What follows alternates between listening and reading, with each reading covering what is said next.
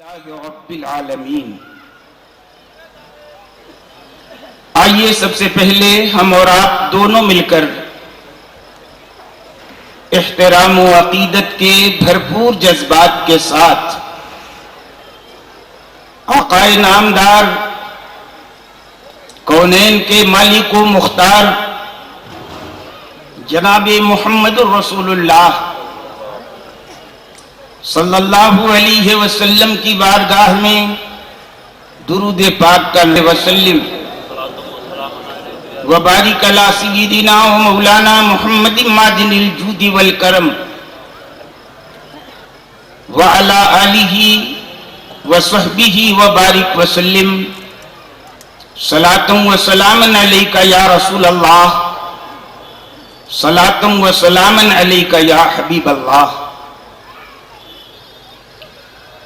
کس شاہ نے رکھے ہیں قدم روئے زمیں پر، کس شاہ نے رکھے ہیں قدم روئے زمیں پر، فردوس زمیں پر ہے زمیں عرش بری پر، اور تا منزل سدرا تو گئے ساتھ نبی کے، تا منزل سدرا تو گئے ساتھ نبی کے، پھر دیکھتے ہی رہ گئے جبریل وہیں پر،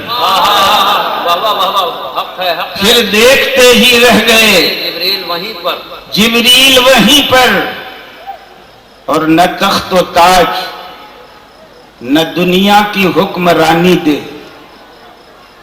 نہ تخت و تاج نہ دنیا کی حکمرانی دے، میرے خدا مجھے توفیق نعت خوانی دے، میرے خدا مجھے توفیق نعت خوانی دے، اور جہاں میں جاؤں نبی کا غلام کہلاؤں، آمین، جہاں میں جاؤں نبی کا غلام کہلاؤں، میرے وجود کو ایسی کوئی نشانی دے۔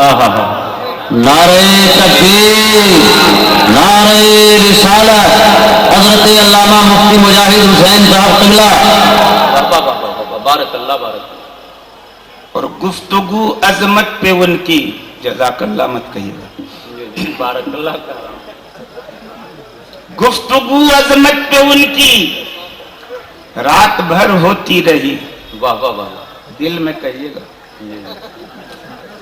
گفتگو عظمت پہ ان کی رات بھر ہوتی رہی، اور وقفے وقفے سے سحر پہ ایک سحر ہوتی رہی، وقفے وقفے سے سحر پہ ایک سحر ہوتی رہی، اور تذکرہ جب چھڑ گیا زلف شہ ابرار کا، تذکرہ جب چھڑ گیا، پیسہ کوئی صاحب مت دیجیے، چونکہ شعر پر پیسہ نہیں دیا جاتا ہے، ترنم پہ پیسہ دیا جاتا ہے نا، شعر سماعت فرمائیے خالیہ۔ گفتگو عظمت پہ ان کی رات بھر ہوتی رہی، اور وقفے وقفے سے سحر پہ ایک سحر ہوتی رہی، اور تذکرہ جب چھڑ گیا زلف شہ ابرار کا، تذکرہ جب چھڑ گیا زلف شہ ابرار کا، نور کی بارش ہوئی اور رات بھر ہوتی رہی، نور کی بارش ہوئی اور رات بھر ہوتی رہی۔ حضرات، آج سے ٹھیک 28 سال پہلے جب میں ادارے شریعہ بہار پٹنہ میں افتاء کی خدمت کرتا تھا، اسی وقت اتفاق ہوا تھا سرکار سرکاہی علیہ منسوب تیگی کانفرنس میں شرکت کی سعادت حاصل ہو رہی، تو ظاہر ہے کانفرنس سرکار سرکاہی کے نام سے منسوب ہے، تو اسٹیج پہ بیٹھے بیٹھے شاعروں کی شاعری سن کے دو چار اشعار میرے ذہن میں بھی آ گئے، تو اجازت ہو تو پڑھ دوں ورنہ تقریر شروع کر دوں، کیونکہ میں ترنم میں نہیں پڑھتا، لیکن جب میں نے تقریر شروع کر دی تو ترنم سے نعت پڑھنا چھوڑ دیا۔ اب محب گرامی حضرت مولانا حافظ و قاری نثار صاحب کی طرح میں تو یہ نہیں کہہ سکتا کہ اگر میں نعت پڑھنا شروع کر دوں تو بڑے بڑے شاعروں کی روزی کا مسئلہ، طریقت کا ہنسی مینار ہے سرکار سرکاہی، اور خدا کے فضل سے ان اشعار کے مالک یہ ہیں، مقطع لگا کے جہاں پڑھنا ہو پڑھے۔ درود شریف پڑھیے، اللہم صلی وسلم وبارک علی سیدنا و مولانا محمد معدن الجود والکرم وعلی آلہ وصحبہ وبارک وسلم، صلاۃ و سلام علیک یا رسول اللہ، صلاۃ و سلام علیک یا حبیب اللہ۔ حضرات، تقریر کی پہلی کڑی کی حیثیت سے یہ ناچیز آپ کی خدمت میں حاضر ہے، لیکن آپ دیکھ رہے ہیں کہ اسٹیج پہ ملک و ملت کے ایک نامور خطیب حضرت مولانا الحاج حافظ و قاری محمد نثار صاحب قبلہ رونق افروز ہیں۔ دیکھ رہے ہیں کہ نہیں آپ لوگ؟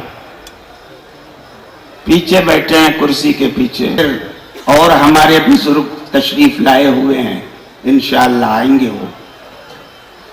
میں نے آپ کے سامنے قرآن کریم کی جو آیت پڑھی ہے وہ ہے ایاک نعبد و ایاک نستعین۔ سب لوگ جانتے ہیں کہ یہ ایک آیت ہے سورہ فاتحہ کی، اور سورہ فاتحہ 114 سورتوں میں پہلی سورت ہے قرآن کی، اور قرآن کلام ہے، خدا تیرے سوا کسی کو نہ پوجے۔ بے شک بے شک بے شک۔ ہم تیری ہی عبادت کریں، تیرے سوا کسی کی عبادت نہ کریں۔